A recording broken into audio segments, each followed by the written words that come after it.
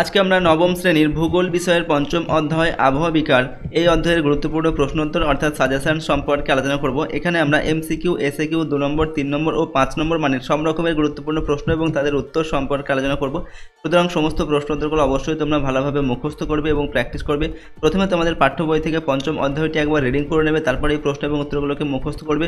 ঠিক আছে, তাহলে এই অধ্যায় থেকে যেরকম প্রশ্ন তোমাদের পরীক্ষা দেওয়া হোক না কেন তার উত্তর কিন্তু তোমরা পরীক্ষায় লিখতে পারবে। তো চলো আজকের এই ভিডিওতে আমরা দেখে নিই ক্লাস 9-এর ভূগোল অর্থাৎ জিওগ্রাফি সাবজেক্টের 5th চ্যাপ্টার যেটা রয়েছে আবহাওয়া বিজ্ঞান, এই অধ্যায়ের তোমাদের গুরুত্বপূর্ণ প্রশ্ন এবং তাদের উত্তরগুলো। তো প্রথমে আমরা কিছু এমসিকিউ প্রশ্ন এবং উত্তর দেখে নেব।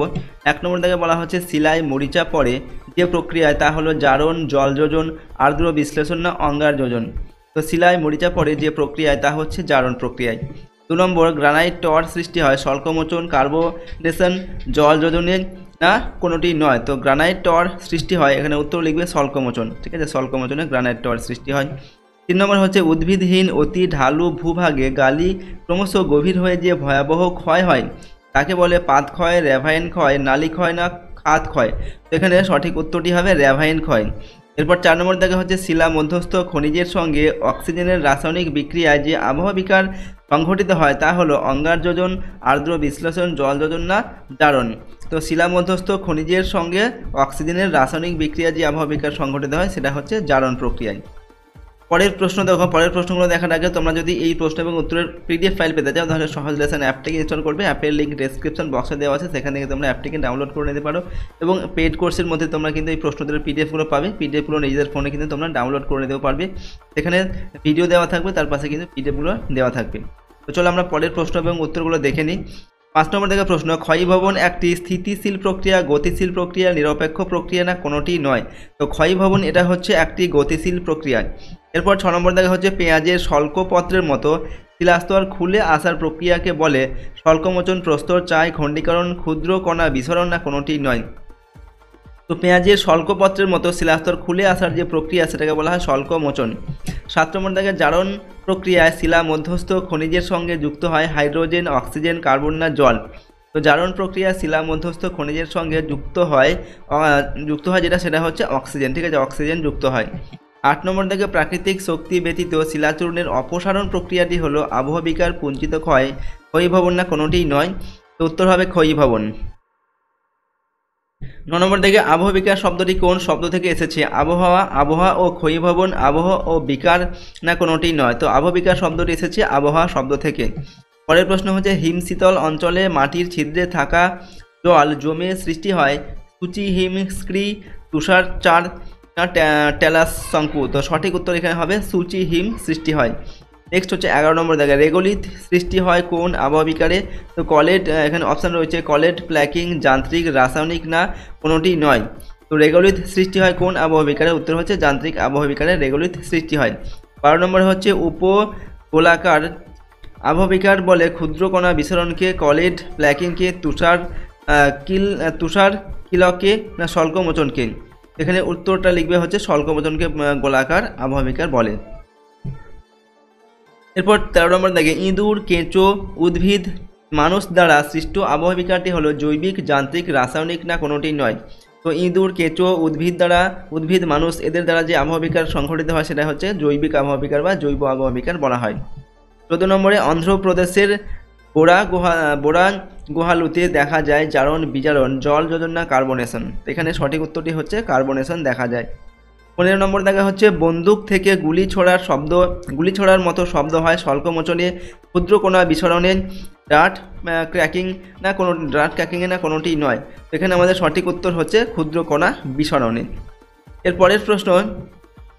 এরপর দেখো আমরা অতি সংক্ষিপ্ত মানের কিছু প্রশ্ন এবং তাদের উত্তর দেখে নেব। 1 নম্বর মানের প্রশ্ন এগুলো। 1 নম্বর দেখে একটি যান্ত্রিক জৈব আবহাওয়া বিকারের উদাহরণ দাও। ঠিক আছে, যান্ত্রিক এবং জৈব। তো উত্তর লিখবে একটি যান্ত্রিক জৈব আবহাওয়া বিকার হলো উদ্ভিদের শিকড় দ্বারা শিলায় ফাটল সৃষ্টি। 2 নম্বর হচ্ছে স্ক্রি বা টেলাস কাকে বলে? তো এখানে উত্তর হবে শীতপ্রধান পার্বত্য অঞ্চলে যান্ত্রিক আবহাওয়া বিকারের ফলে শিলাস্তর ভেঙে টুকরো টুকরো অসংখ্য কোণ বিশিষ্ট প্রস্তর খণ্ডে পরিণত হয়। এই কোণ বিশিষ্ট প্রস্তর খণ্ডগুলি উল্লম্বভাবে পর্বত গাত্রে অবস্থান করলে তাকে স্ক্রি বা টেলাস বলে। নেক্সট হচ্ছে কোন যান্ত্রিক আবহাওয়া বিকারে শিলাস্তরগুলি সিঁড়ির মতো ধাপ তৈরি করে? তো প্রস্তর চাই খণ্ডীকরণ যান্ত্রিক আবহাওয়া বিকারে শিলাস্তরগুলি সিঁড়ির মতো ধাপ তৈরি করে। দিনে রাতে কিরূপ উষ্ণতার প্রস্তর চাই খণ্ডীকরণকে ত্বরান্বিত করে? তো দেখো, দিনের বেলা প্রায় 55 ডিগ্রি সেলসিয়াস এবং রাতের বেলা প্রায় 27 ডিগ্রি সেলসিয়াস তাপমাত্রার প্রসর প্রস্তর চাই খণ্ডীকরণকে ত্বরান্বিত করে। 5 নম্বরে হচ্ছে কার্বনেশন প্রক্রিয়াটি চুনাপাথর ছাড়াও আর কোন খনিজে কার্যকর হয়?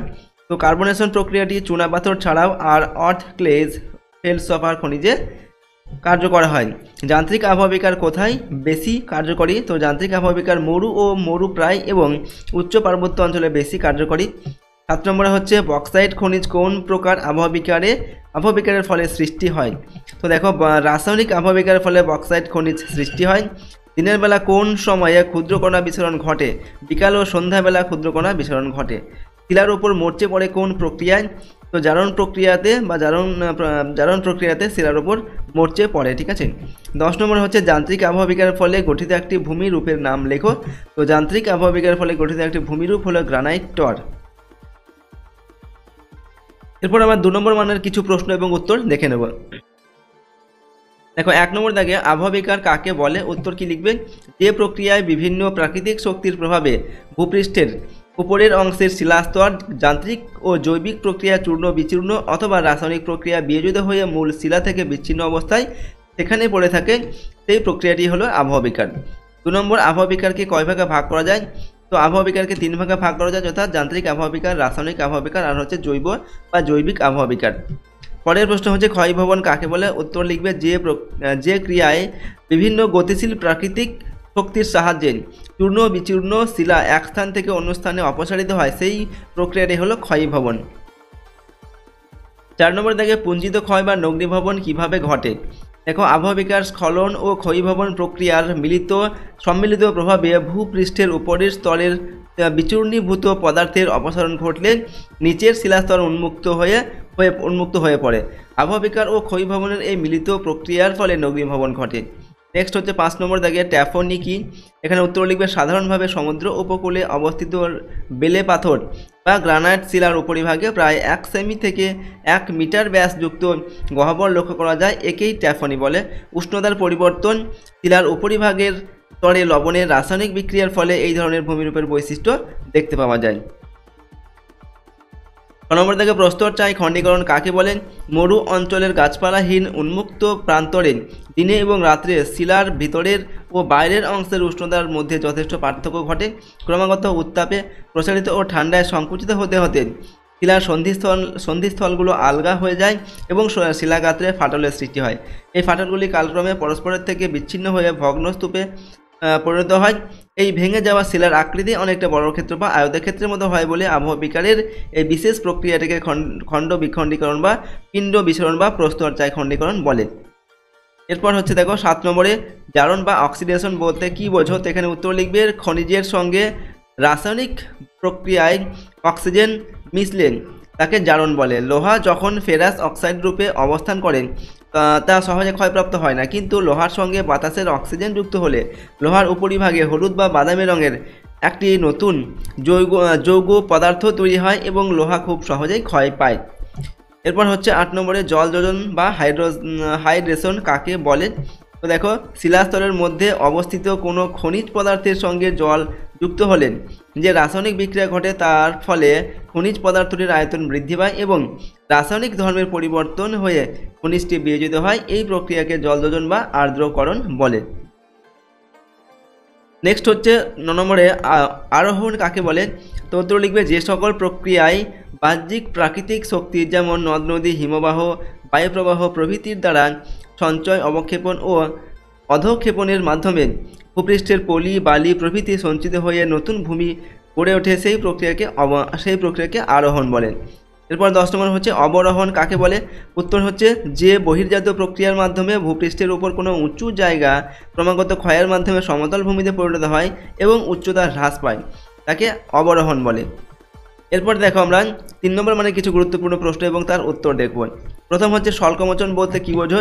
তো উষ্ণতার তারতম্যের ফলে শিলাস্তরে ক্রমাগত প্রসারণ ও সংকোচন ঘটে। দীর্ঘদিন ধরে সংকোচন ও প্রসারণের ফলে শিলার উপরের স্তর উপরের দিকে প্রসারিত হয়, তখন উপরের স্তর নিচের অপেক্ষাকৃত শীতল স্তর থেকে বিচ্ছিন্ন হয়ে পেঁয়াজের খোলার মতো খসে পড়ে।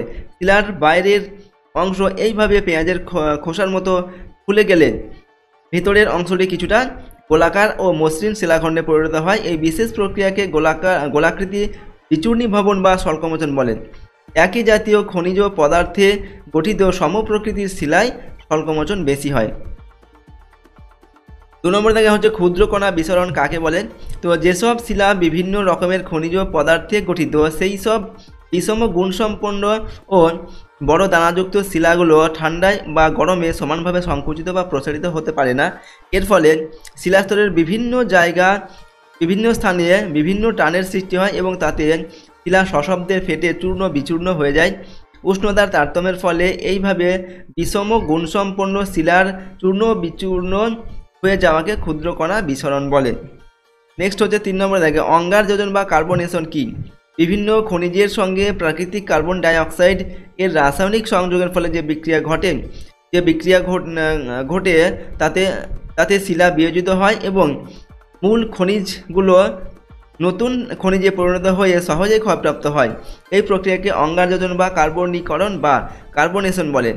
চুনাপাথর যুক্ত অঞ্চলে চুনাপাথর এই প্রক্রিয়া বিয়োজিত এবং ক্রমাগত ক্ষয়প্রাপ্ত হয়ে বিভিন্ন ভূমিরূপ গঠন করে।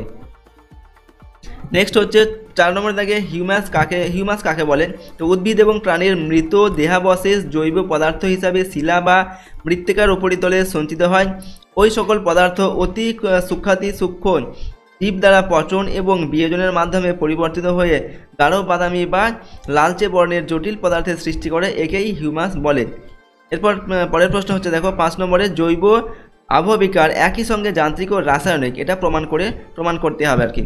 তো দেখো উদ্ভিদ ও প্রাণী পরোক্ষভাবে শিলাস্তরে বিচূর্ণী ভবন করে থাকে। জৈবিক আবহবিকার যান্ত্রিক ও রাসায়নিক আবহবিকারের বিশেষ রূপ।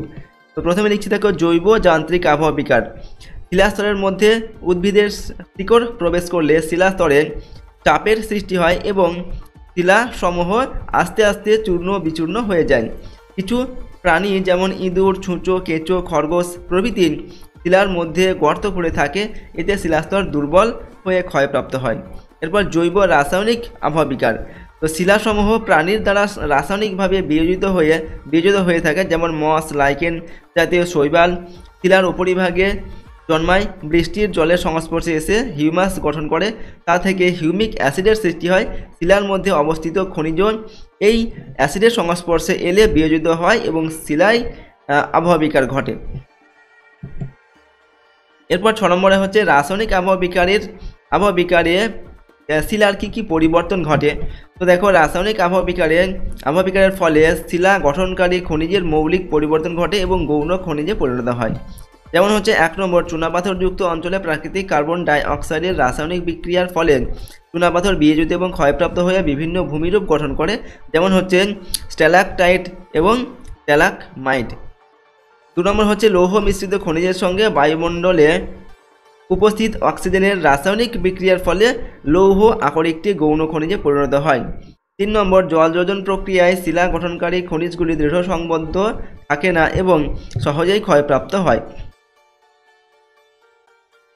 7 নম্বরের প্রশ্ন হচ্ছে মরু অঞ্চলে যান্ত্রিক আবহবিকার প্রাধান্য লাভ করে কেন।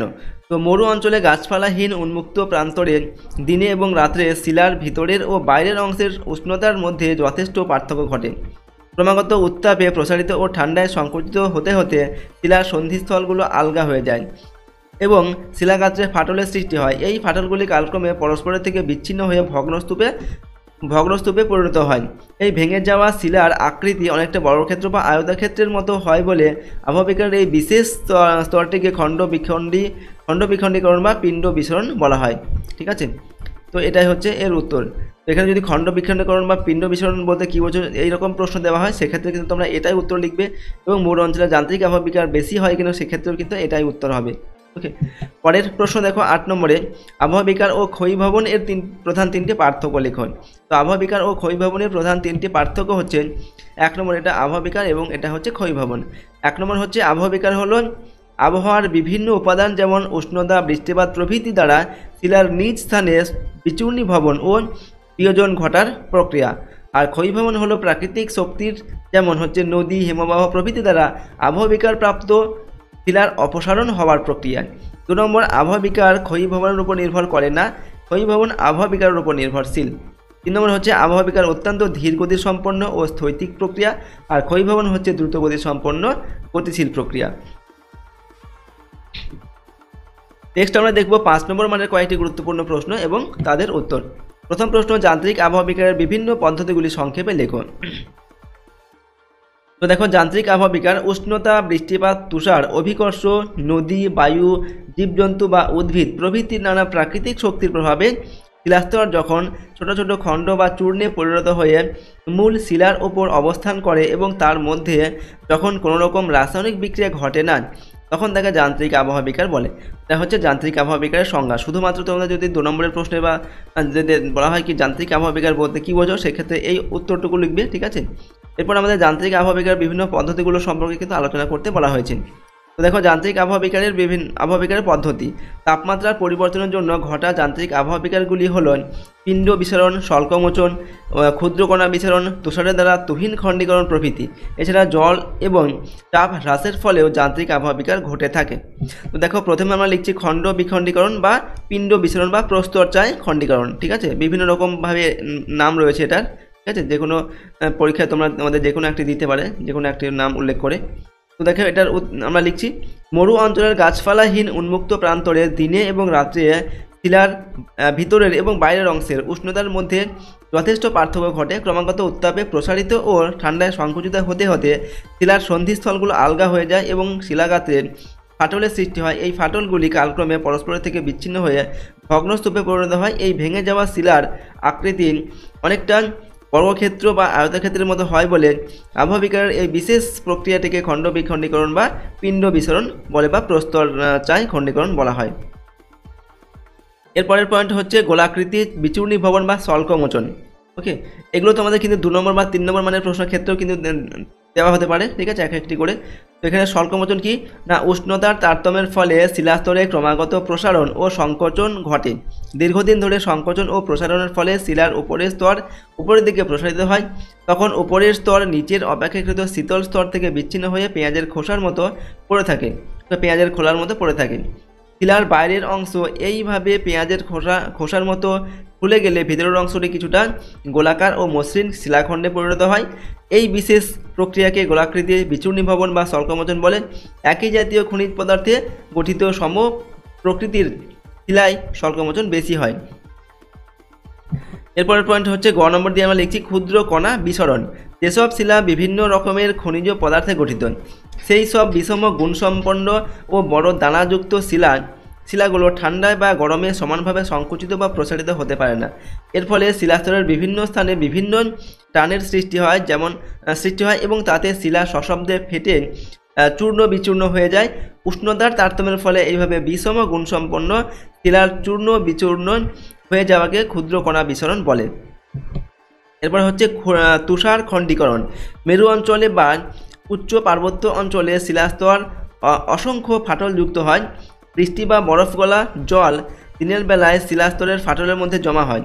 রাত্রে তাপমাত্রা হিমাঙ্কের নিচে পৌঁছালে ওই জল বরফে পরিণত হয়ে শিলাস্তরের ফাটল গাত্রে প্রচণ্ড চাপের সৃষ্টি করে।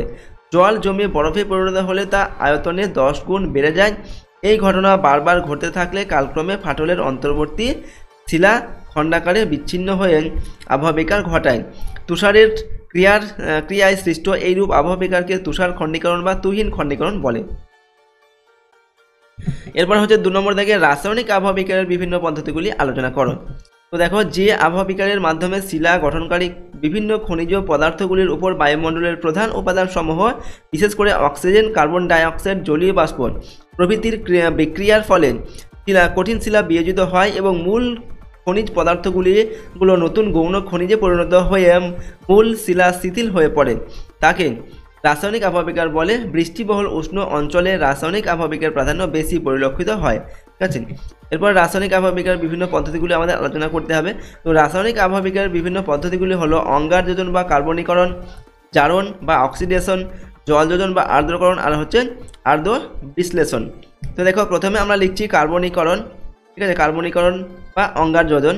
তো বিভিন্ন খনিজের সঙ্গে প্রাকৃতিক কার্বন ডাই অক্সাইডের রাসায়নিক সংযোগের ফলে যে বিক্রিয়া ঘটে তাতে শিলা বিয়োজিত হয় এবং মূল খনিজগুলো নতুন খনিজে পরিণত হয়ে সহজেই ক্ষয়প্রাপ্ত হয়। এই প্রক্রিয়াকে অঙ্গারযোজন বা কার্বনীকরণ বলে বা কার্বনেশন বলে। ওকে, চুনা পাথরযুক্ত অঞ্চলে চুনা পাথর এই প্রক্রিয়া বিয়োজিত এবং ক্রমাগত ক্ষয়প্রাপ্ত হয়ে বিভিন্ন ভূমিরূপ গঠন করে। পরের পয়েন্ট হচ্ছে জারণ বা অক্সিডেশন। খনিজের সঙ্গে রাসায়নিক প্রক্রিয়ায় অক্সিজেন মিশলে তাকে জারণ বলে। লোহা যখন ফেরাস অক্সাইড রূপে অবস্থান করে তা সহজে ক্ষয়প্রাপ্ত হয় না, কিন্তু লোহার সঙ্গে বাতাসের অক্সিজেন যুক্ত হলে লোহার উপরিভাগে হলুদ বা বাদামি রঙের একটি নতুন যৌগ পদার্থ তৈরি হয় এবং লোহা খুব সহজেই ক্ষয় পায়। এরপরে হচ্ছে জলযোজন বা আর্দ্রকরণ। শিলাস্তরের মধ্যে অবস্থিত কোনো খনিজ পদার্থের সঙ্গে জল যুক্ত হলে যে রাসায়নিক বিক্রিয়া ঘটে তার ফলে খনিজ পদার্থটির আয়তন বৃদ্ধি পায় এবং রাসায়নিক ধর্মের পরিবর্তন হয়ে খনিজটি বিয়োজিত হয়। এই প্রক্রিয়াকে জলযোজন বা আর্দ্রকরণ বলে। এরপর হচ্ছে আর্দ্র বিশ্লেষণ। জলযোজন এর বিপরীত প্রক্রিয়াটি হলো আর্দ্র বিশ্লেষণ। কারণ হচ্ছে জলযোজনে শিলার খনিজের সঙ্গে জল যুক্ত হয়, আর এক্ষেত্রে শিলার মধ্যস্থ জলের আয়নগুলি পৃথক হয়ে গিয়ে বিক্রিয়া ঘটায়। এই প্রক্রিয়ায় শিলা খনিজের মধ্যে থাকা জল হাইড্রোজেন আয়ন এবং হাইড্রক্সিল আয়নে ভেঙে গিয়ে শিলার পরিবর্তন ঘটায়, যাকে আর্দ্র বিশ্লেষণ বলে। ঠিক আছে, এখানে আয়ন হবে, বানানটা ক পড়ে গেছে, কটা দেবে না, এবং এখানে ভেঙে গয়ের হস্যিকার দেবে, গয়ের হস্যিকার অন্তস্থ একার হবে। ঠিক আছে, এই বানান দুটো এখানে ভুল আছে। তো দেখো এর পরের প্রশ্ন যেটা 3 নম্বর দেখে, যান্ত্রিক আবহাওয়া বিকার ও রাসায়নিক আবহাওয়া বিকারের মধ্যে পার্থক্য লেখন। তো যান্ত্রিক আবহাওয়া বিকার ও রাসায়নিক আবহাওয়া বিকারের মধ্যে পার্থক্য হচ্ছে, এটা যান্ত্রিক আবহাওয়া বিকার এবং এটা রাসায়নিক আবহাওয়া বিকার। 1 নম্বর পার্থক্য কি, বিভিন্ন প্রাকৃতিক শক্তির প্রভাবে শিলাস্তর যখন ফেটে ছোট ছোট খণ্ড বা চূর্ণে পরিণত হয়ে মূল শিলার ওপরে অবস্থান করে তখন তাকে যান্ত্রিক আবহাওয়া বিকার বলে। আর রাসায়নিক আবহাওয়া বিকার হচ্ছে নানান রাসায়নিক প্রক্রিয়ায় শিলা বিয়োজিত হওয়ার ঘটনাকে রাসায়নিক আবহাওয়া বিকার বলে। 2 নম্বর, যান্ত্রিক আবহাওয়া বিকারের ফলে শিলার শুধুমাত্র ভৌত পরিবর্তন ঘটে, শিলা গঠনকারী খনিজের রাসায়নিক ধর্মের কোনো পরিবর্তন হয় না বা পরিবর্তন ঘটে না। আর রাসায়নিক আবহাওয়া বিকারের ফলে শিলার মধ্যে অবস্থিত খনিজগুলি বিয়োজিত হয়, ফলে শিলার ভৌত ও রাসায়নিক ধর্ম উভয়েরই পরিবর্তন ঘটে। 3 নম্বর, উষ্ণ মরু ও মরুপ্রায় অঞ্চল এবং শীতল পার্বত্য অঞ্চলে যান্ত্রিক আবহাওয়া বিকার বেশি মাত্রায় সংঘটিত হয়, আর আর্দ্র ক্রান্তীয় ও নিরক্ষীয় অঞ্চলে রাসায়নিক আবহাওয়া বিকার বেশি পরিমাণে সংঘটিত হয়। 4 নম্বর, যান্ত্রিক আবহাওয়া বিকার অনেক সময় সশব্দে ঘটে থাকে, রাসায়নিক আবহাওয়া বিকার নিঃশব্দে ঘটে। 5 নম্বর, ভূমিরূপ গঠন ও পরিবর্তনের ক্ষেত্রে যান্ত্রিক আবহাওয়া বিকার গুরুত্বপূর্ণ ভূমিকা পালন করে, আর রাসায়নিক আবহাওয়া বিকার ভূমিরূপ গঠন ও পরিবর্তনের ক্ষেত্রে গুরুত্বপূর্ণ ভূমিকা পালন করে না। 4 নম্বর হচ্ছে জৈব আবহাওয়া বিকার কাকে বলে, কিভাবে জৈব আবহাওয়া বিকার সংঘটিত হয়। তো দেখো জৈব বা জৈবিক আবহাওয়া বিকার ইঁদুর, খরগোশ, প্রেরি, কুকুর, পিঁপড়ে, কেঁচো, উই প্রভৃতি প্রাণীরা মাটিতে গর্ত খুঁড়ে ভিতরের শিলা, চূর্ণ, মাটি ইত্যাদি উপরের পৃষ্ঠে নিয়ে আসে। এইভাবে উদ্ভিদ এবং প্রাণী জগৎ প্রত্যক্ষ ও পরোক্ষভাবে শিলাখণ্ডকে চূর্ণ বিচূর্ণ করে থাকে। এই আবহাওয়া বিকারকে জৈব বা জৈবিক আবহাওয়া বিকার বলে। এই আবহাওয়া বিকার বলা হচ্ছে কিভাবে জৈব আবহাওয়া বিকার সংঘটিত হয়। দেখো প্রথম হচ্ছে উদ্ভিদের সাহায্যে জৈব আবহাওয়া বিকার বা জৈবিক বিচূর্ণী ভবন। ঠিক আছে, তো উদ্ভিদের সাহায্যে কিভাবে জৈব আবহাওয়া বিকার সংঘটিত হয় না, উদ্ভিদ লতাপাতা প্রভৃতি জলে পচে যে জৈব অম্লের সৃষ্টি হয় তার সংস্পর্শে এলে শিলাগঠিত খনিজে রাসায়নিক বিক্রিয়া ঘটে, ফলে কালক্রমে খনিজ বিয়োজিত হয়ে শিলা ক্ষয় হয়। 2 নম্বর হচ্ছে এছাড়াও শিলার ফাটল দিয়ে উদ্ভিদের শিকড় শিলার অভ্যন্তরে প্রবেশ করে বিস্তার লাভ করে এবং শিলাকে চূর্ণ বিচূর্ণ হতে সাহায্য করে। এরপর হচ্ছে প্রাণীর সাহায্যে জৈব আবহাওয়া বিকার বা জৈবিক বিচূর্ণী ভবন। তো দেখো 1 নম্বর, প্রেরি, কুকুর, খরগোশ, ছুঁচো, ইঁদুর, কেঁচো প্রভৃতি প্রাণী ভূপৃষ্ঠে গর্ত করে বাসস্থান নির্মাণ করতে গিয়ে মৃত্তিকার দৃঢ়তা নষ্ট করে, এতে শিলা ক্ষয়প্রাপ্ত হতে সাহায্য করে আর কি। ঠিক আছে, 2 নম্বর হচ্ছে বিভিন্ন ধরনের কীট, জীবাণু এবং ব্যাকটেরিয়ার দেহ নিঃসৃত রসের মাধ্যমে শিলায় আবহাওয়া বিকার ঘটে। ওকে, তো এইগুলো হচ্ছে জৈব আবহাওয়া বিকার, উদ্ভিদ এবং প্রাণীর সাহায্যে এই জৈব আবহাওয়া বিকারগুলি কিন্তু ঘটে থাকে। এর পরের প্রশ্ন হচ্ছে আবহাওয়া বিকারের ফলাফল আলোচনা করো। তো আবহাওয়া বিকার যা শিলা ভাঙার প্রাকৃতিক প্রক্রিয়া, তার কয়েকটি গুরুত্বপূর্ণ ফলাফল রয়েছে। এটি মৃত্তিকা গঠন, ক্ষয় ও অপসারণ প্রক্রিয়া এবং ভূ আস্তরণ বা রেগোলিথ সৃষ্টিতে সাহায্য করে। তো আবহাওয়া বিকারের ফলে দেখো 1 নম্বর মৃত্তিকা গঠন হয়। কীভাবে না, শিলা ভেঙে ছোট ছোট কণা তৈরি হয় যা হিউমাসের সাথে মিশে মাটি তৈরি করে। 2 নম্বর হচ্ছে ক্ষয় ও অপসারণ। আবহাওয়া বিকার শিলাকে দুর্বল করে, ফলে ক্ষয় ও অপসারণ প্রক্রিয়া সহজ হয়। 3 নম্বর হচ্ছে ভূ আস্তরণের সৃষ্টি। শিলা ভেঙে ছোট ছোট কণা এবং অন্যান্য উপাদান জমা হয়ে ভূ আস্তরণ বা রেগোলিথ তৈরি হয়। তো এইগুলো হচ্ছে আবহাওয়া বিকারের ফলাফল, আমরা কয়েকটা লিখলাম। নেক্সট প্রশ্ন হচ্ছে 6 নম্বর দাগে মৃত্তিকা ক্ষয়ের কারণগুলি আলোচনা করো। দেখো, মৃত্তিকা ক্ষয়ের কারণ হচ্ছে, মৃত্তিকা ক্ষয় হলো মাটির উপরের স্তর ধীরে ধীরে ক্ষয় হয়ে যাওয়া বা অপসারিত হওয়া, ওকে, যা বিভিন্ন প্রাকৃতিক এবং মানবীয় কারণে ঘটে, অর্থাৎ মানুষের দ্বারাও কিন্তু ঘটে এবং প্রাকৃতিক কারণেও মৃত্তিকা ক্ষয় হয়ে থাকে। তো প্রথমে আমরা লিখছি প্রাকৃতিক কারণগুলো। 1 নম্বর হচ্ছে বৃষ্টিপাত। ভারী বৃষ্টিপাত মাটির উপরিভাগকে ভেঙে নিয়ে যায়, ফলে মাটি ক্ষয় হয়।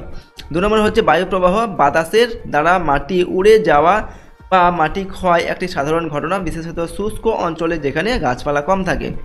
3 নম্বর হচ্ছে বন্যা। বন্যার সময় প্রবাহিত জল মাটি বহন করে নিয়ে যায়, যা মাটি ক্ষয় ঘটাতে সাহায্য করে।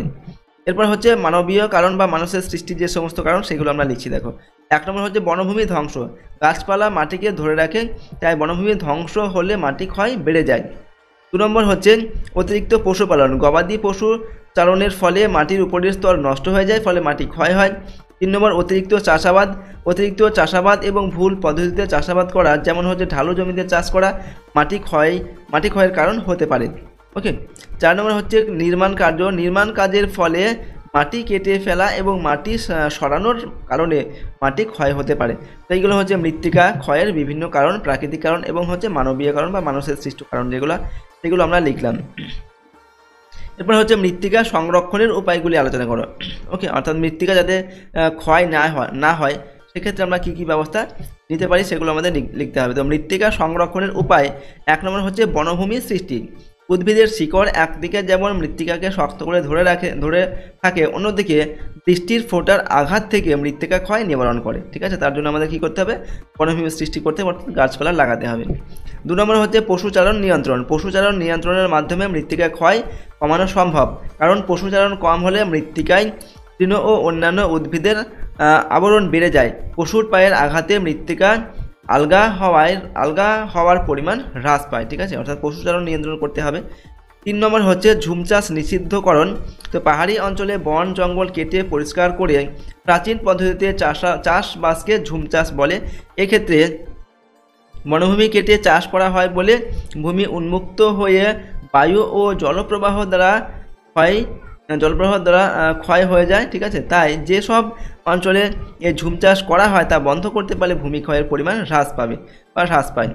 4 নম্বর হচ্ছে শস্য বর্তন। একই জমিতে পর্যায়ক্রমে বিভিন্ন ফসলের চাষ করলে এক থেকে যেমন মৃত্তিকার উর্বরতা বজায় থাকে, ঠিক তেমনি সারা বছর ধরে ফসল উৎপাদন করা হয় বলে জমি কখনো খালি পড়ে থাকে না, তাই বৃষ্টি ও বায়ুর দ্বারা মৃত্তিকা ক্ষয়ের পরিমাণ কমে যায়। ওকে। 5 নম্বর হচ্ছে সচেতনতা বৃদ্ধি। মাটি ক্ষয় সম্পর্কে জনসচেতনতা বাড়ানো এবং সচেতনভাবে কাজ করলে মাটি ক্ষয় কমিয়ে আনা সম্ভব। তো এইগুলো হচ্ছে মৃত্তিকা সংরক্ষণের উপায়। ওকে, তো দেখো, আজকে আমরা তোমাদের ক্লাস 9-এর ভূগোল বিষয়ের পঞ্চম অধ্যায় যেটা ছিল আবহাওয়া বিকার, এই অধ্যায়ের গুরুত্বপূর্ণ প্রশ্নোত্তর এবং সাজেশন সম্পর্কে আলোচনা করলাম।